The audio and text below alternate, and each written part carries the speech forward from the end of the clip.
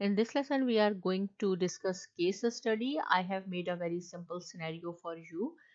And what we have to do actually, we want to make a pivot table and show our data to audience in a very nice way. Before going to start, I will show you few things that first of all, these figures are not correct. Only I have written to explain it to you. And the second thing is that we will use the term dimensions and measures in Excel as well or as well as in Power BI. So what is the difference between dimensions and measures? If you have a categorical data, just like we have different cities, these are the different categories. This is the age group. We have a 65 plus. We have another category 45 to 64. We have the third category 35 to 44 years of age people.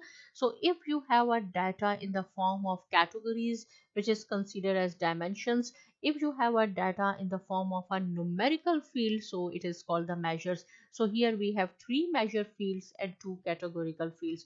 Now we are going to use the pivot table. As I have told you how to make the pivot table, you have to click any cell in your data, then you have to click on the insert tab. In insert tab you will find out the tables group. In tables group pivot table, always it will ask you new worksheet by default, and this is the range of our data.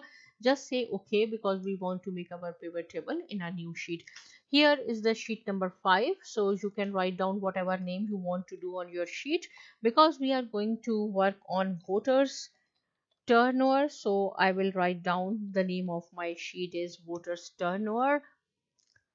And this is my pivot table field. So first is the city. I will drag this city in the rows box. So bring it here. You will see all our cities row wise.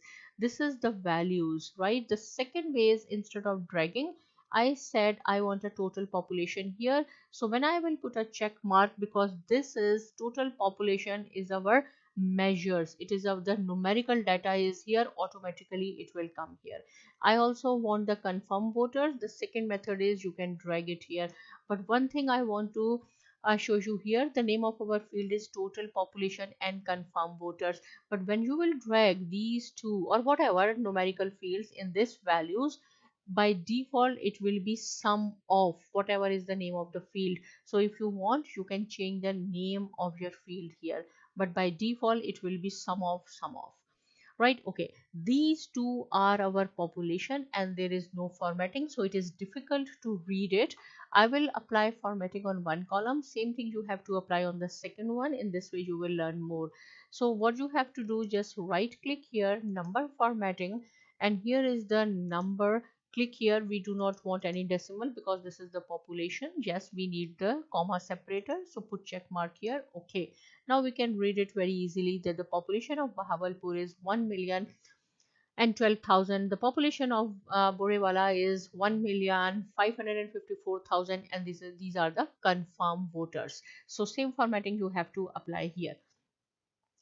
Okay, so these are our all the cities. If you want to apply a filter here, if you want to see the name of the cities alphabetically A to Z, you can put click here. If you want to see from Z to A, you can play with them, but here I am going to apply more sort options. Click here. In the descending order, open this arrow. Whatever field you have, you will see here. So we want to see our cities according to population. So this is the total population in the descending order. So you will see at the top, before it was Borewala, now we have a Karachi has the highest population, Lahore, Islamabad, and so on. Again, these figures are not correct. As you will see, as you will go down, the bigger cities has the highest population compared to small cities. Come back. But if we present our this data to our audience, it is good. They can realize that this is the total population, but these are the confirmed voters. Again, it will not give meaningful result or very nice result. So if I say I want one more column here, and here I want to see confirmed voters in the form of percentage, so it will be more clear. Though we do not have the percentage column here, but we can make our own fields or own column. So what you have to do, again, you have to click anywhere on your pivot table. Then we have a analyze and design tab. Click on the analyze tab, and in calculations group you will have fields, item and set, click here, calculated fields. Here we will write down the name of the field. So we are making voter population, right? I will just use the percent symbol. And as you know, in Excel always the formula start with is equal to sign, so there is no need to delete is equal to, only delete 0.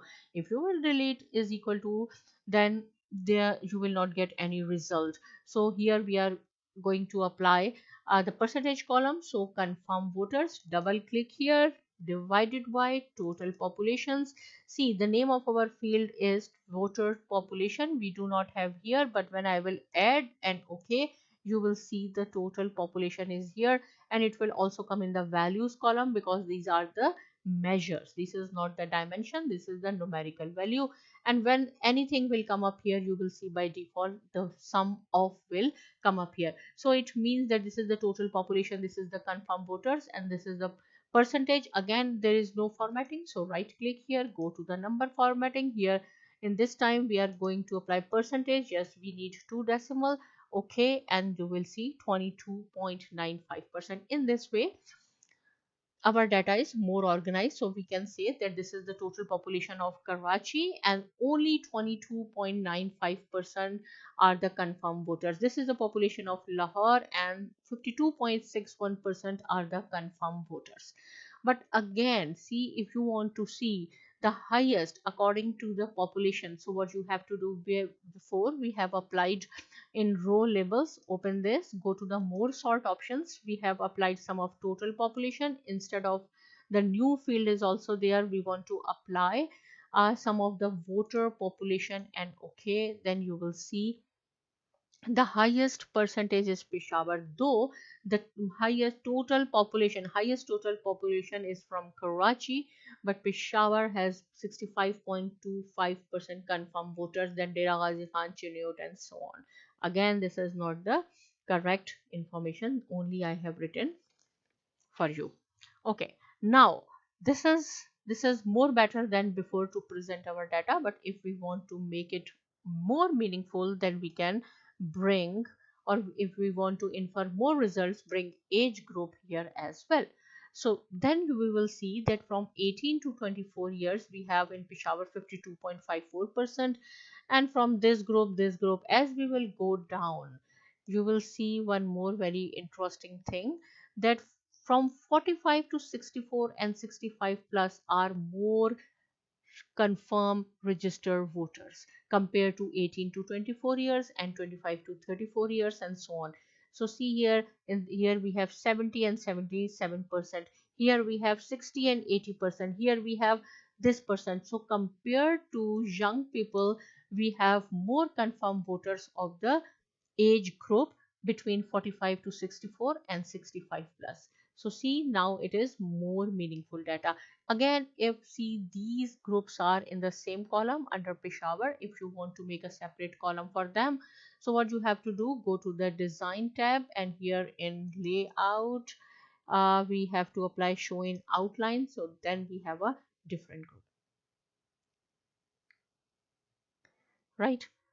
So in this way you can present your data to your audience and they can understand it better. Now is the chart. If you want to apply the chart on this data, so again you have to go to the pivot table, analyze. This is the pivot chart. Click here on the pivot chart. What type of data you are, because we have too many countries. So okay, I will click here and okay. One more thing I will show you here, interesting thing. So here we have a filter on cities. Same filter you will see we will have on our chart as well. These are the cities. Open this city, right? And here we are going to value filter top 10 because there are too many cities. That is why it is not clear. I say I want top 4 cities. Then you can see our chart very easily. Whatever filter I have applied here, you can see on your original data on the pivot table as well. So I'm going to enlarge this and I will show you that the blue is the total population, orange is the confirmed voters. So see, from Lahore 20 to 24 years, this is the total population, this is the confirmed voters, total population from different groups. These are the top 4 countries. city, sorry. Now we are going to apply the slicer. So go to the analyze, same thing, insert slicer. So if I will click slicer here, then it will ask you the give all the names of the fields on which field you are going to apply the slicer. I said on age, and okay, so the slicer will come up here as well. And I have told you already how you can design your chart, right? So I'm not going to explain it here again, but age is here. Now if you want to see, instead of all the age groups, if you want to see your data only from 18 to 24, so click here, your chart will convert to 18 to 24. This is the slicer. If you want to see the data of 45 to 64 years of people, so click here, it will show you. Same thing you will apply here from the age group, but here you have to open again and again, you have to apply again and again. Slicer will help you, it will be in front of your eyes and you can do whatever you want. If you want to clear it and apply the slicer on two or more these groups, so you have to click on these three check marks here. These are the three check marks, and then you can apply. Suppose if you want to apply on these two groups, so these are, sorry, three groups, so this is the three groups. If you want to ignore this one, only you want to see these two groups, so you can apply on your slicer on this. If you want clear, you can clear it from here. So this was the case study, that this is the Pakistan voters data, how you can organize your data, how you can present your data to your audience with the help of a pivot table. Practice it. If you have any question, you can ask me. Subscribe to my channel, and thanks for watching.